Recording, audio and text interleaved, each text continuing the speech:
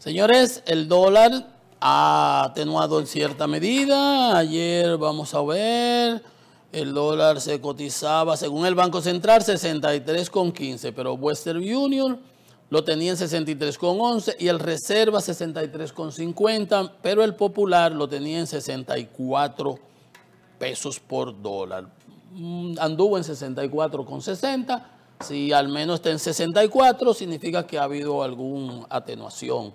Vamos a ver, hoy hay muchas compras, como le dije. La nómina pública alcanzó los 778,000 trabajadores en la República Dominicana, según nos presenta el Centro Regional de Estrategias Económicas Sostenibles. Dice que según datos de la CISARRIL, a septiembre del 2025, los otros días, se habían registrado 777,000 empleados, un aumento de 5,2% con respecto al año 2024, el pasado.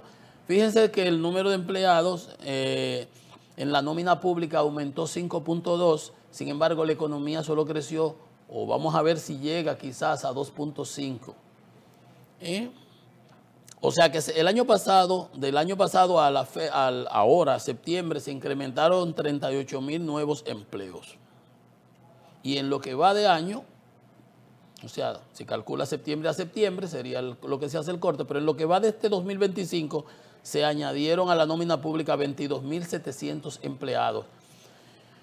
Por eso es que hay gente que dice que el gobierno tiene que controlar sus gastos, pero y la explicación que se da para la no indexación salarial es que, bueno, que se va a desequilibrar las cuentas. Digo, no, pero es que con tu esquema de gastos no te va a alcanzar ni el presupuesto de Kuwait.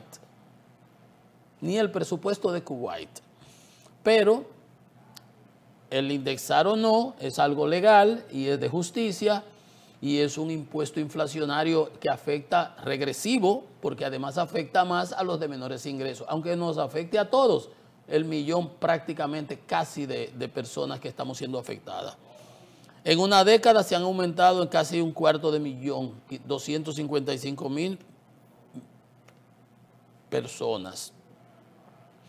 Y para el gasto, para el 2026, el presupuesto que está sometido por este gobierno con todo y que se trata de incrementar un poco el gasto de capital, la nómina, el gasto en remuneración, lo que se le paga a los empleados públicos, va a representar un 23% del gasto público total. O sea que la nómina se lleva casi 1/4.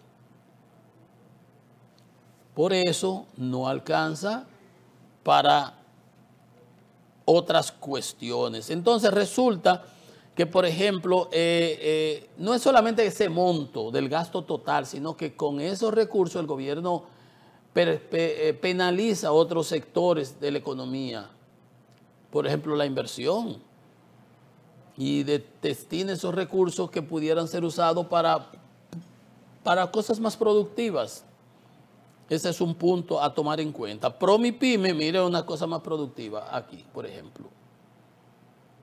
Las nóminas públicas improductivas, que les puedo asegurar que de esos 22,000 nuevos, de esos 38,000 del año pasado a la fecha, todos esos entraron con sueldos más elevados que los que están trabajando en las instituciones y que vienen trabajando en las instituciones desde siempre, que son los que saben hacer el trabajo, que son los productivos, que son los que no pasillan, que tienen cultura de trabajo y saben que tienen que trabajar porque como no son de la administración, no pueden darse el lujo, lo van a votar. Y llegan a tiempo y ponchan y cumplen con su trabajo y producen. Y son los que trabajan y le pagan menos que a esos que llegaron. Pero por eso es que hay cosas productivas que se pueden hacer. Por ejemplo, yo les decía los otros días, Promipyme, 1.450 millones en noviembre, ahora 950 de los recursos que le pasó el Ejecutivo por lo de la Melissa y 500 millones de recursos propios de la institución, como porque presta y recobra, etcétera, etcétera. Eso lo señaló el director Fabricio Gómez Mazar en un documento de investigación. Dice, Banco, Microfinanzas y Crecimiento Económico.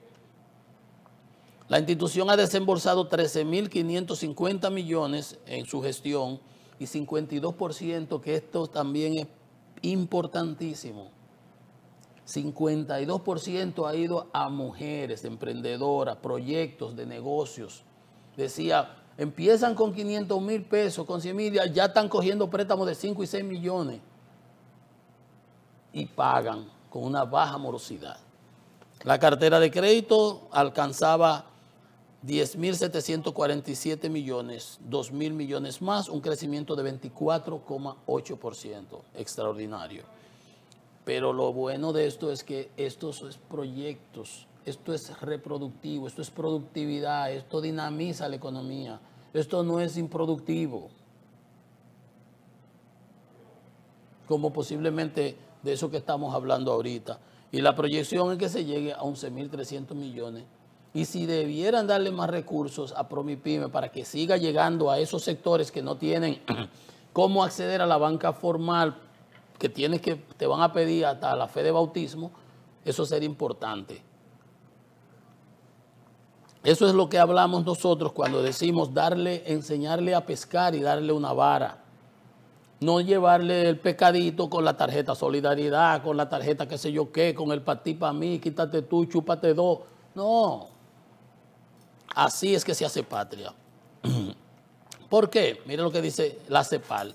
El 10% de la población dominicana con mayores ingresos se queda con el 32% de los recursos del país. Con el 30.2%. O sea, ese 10% acumula un tercio de los recursos del país. Y eso es inequidad. Y el 10% más pobre solo accede, pero el 10% se queda de los de mayores ingresos, de los ricos, se quedan con el 30%. Pero del de arriba, de los más ricos, se quedan con el 30%. Y el 10% de los más pobres solamente accede al 2.3%. Obviamente en ese interregno está la clase media y todas sus estratificaciones. Y cuando Paliza decía los otros días, yo decía, ¿qué es lo que está diciendo? Pero que la indexación beneficia a la clase media. Y yo decía, ¿y eso es malo? ¿Y desde cuándo eso es malo? Al contrario, las sociedades más cohesionadas y mayor desarrollo son las que tienen una clase media fortalecida, cohesionada. Que no tengo que mirar para que tenga un Maserati, un qué sé yo qué, un Lamborghini, ¿qué me importa a mí? Yo me voy en mi Volkswagen, mi Volkswagenito, ahí mi cepillito y llego bien y estoy como Pepe Mujica que andaba en su cepillo. No tengo por qué envidiar a aquel, porque yo tengo todas mis cosas satisfechas y vivo tranquilo y vivo feliz, con mis objetivos y mis expectativas y mis metas.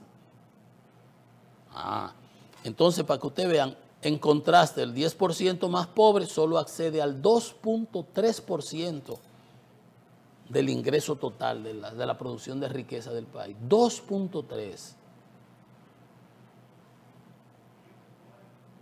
Los de ingresos medios captan un 16.7%. Ese fue un trabajo de la CEPAL. En América Latina, el grupo más rico se queda con el 34.2% de los ingresos. Aquí 30%. O sea, somos muy inequitativos. Y cuando se aplican políticas regresivas como esa de no indexación, somos más inequitativos. La desigualdad se amplía. ¿Por qué? Porque cualquier impuesto inflacionario afecta más a los menos pudientes. Colombia tiene un 43%, peor aún, Brasil 39%, Panamá 38%, Guatemala 36%, Paraguay y Chile 35% y 35% respectivamente. Pero eso, mal de muchos, consuelo de tontos. Posiblemente la parte más débil de esos países sea mayor la proporción que les toque, el 10% de menos ingresos. Nosotros 2.3%. Y seguimos metiendo gente en nómina para que cojan un sueldo, y cuando le paga y le hace un aumento salarial, el gobierno se queda con una porción por la no indexación. Se queda, es como una lapa. La rémora que se pega del tiburón, así el gobierno del salario de los trabajadores, con relación al salario de los trabajadores. Te hace un aumento, pero se queda con una porción del aumento por la no indexación salarial. Y todavía se buscan excusas, se explica qué sé yo qué sé yo cuánto.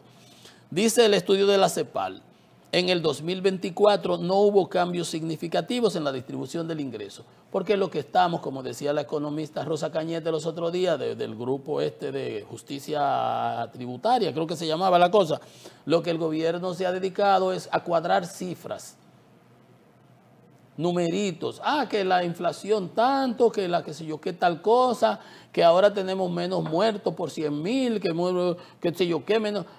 Cifras, pero en la realidad, en blanco y negro, en lo que compete a la vida del día a día de las personas, nada de eso se percibe ni se siente. Y ella decía, el gobierno lo que se ha dedicado es a cambiar, a cuadrar cifras, numeritos. Viene ahora diciembre, vamos a ver cómo de lo que quedó, que no se pudo ejecutar, se traspasa a final del año para presentar unos números a la CEPAL, al Fondo Monetario, al Banco Mundial. Lo hemos visto todos los años. Recuérdense un diciembre que yo le dije que el Banco Central salió de que construcción 12% y turismo 7, 8. Digo, pero hoteles, bares y restaurantes ahora en Navidad, ¿se acuerdan?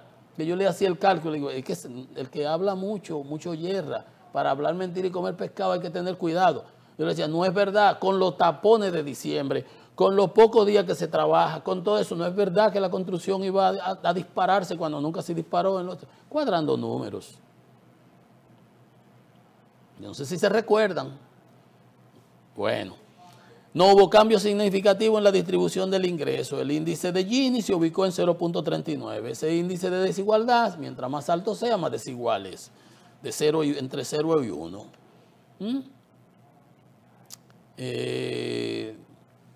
Pero, como el cuento, ¿cómo vamos a cambiar esa redistribución si lo que estamos es dando dádivas y con un espejismo monetario y financiero que redujimos la pobreza monetaria, pero entonces estamos metiendo 400,000 personas más a la tarjeta? Que yo cuántas mil personas más a lo que sé yo qué. Entonces, es un espejismo. Es un espejismo. Vamos a una pausa, señores. Esto es Economía y Mercado.